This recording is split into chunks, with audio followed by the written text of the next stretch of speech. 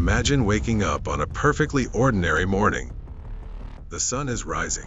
The smell of fresh bread fills the streets. Children are running. Merchants are setting up their stalls. You have no idea that in less than 18 hours, everything will be gone. This is not a story about a volcano. This is a story about the last day of 20,000 lives. Pompeii in 79 AD was not a primitive village.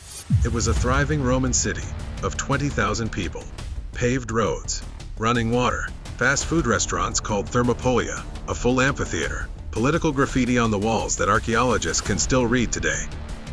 Pompeii was, in almost every way, a modern city, just 2,000 years too early. And looming 9 kilometers to the north, Mount Vesuvius.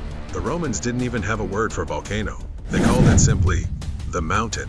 Farmers grew vineyards on its slopes, completely unaware of what was sleeping beneath their feet. Nobody alive had any reason to be afraid.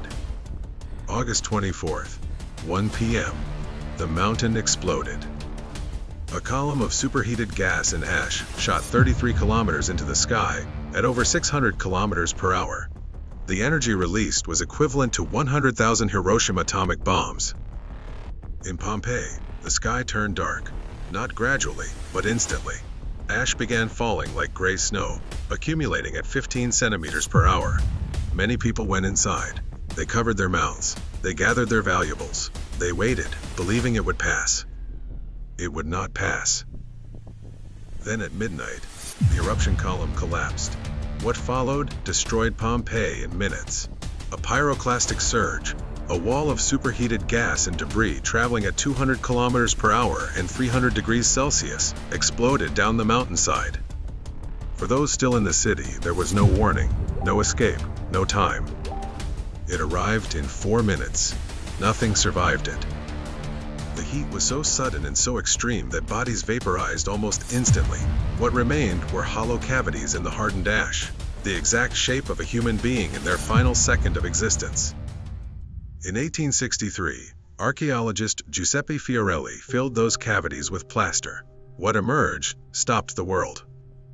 A man shielding his face, a dog twisting against its chain, a mother pulling her child close.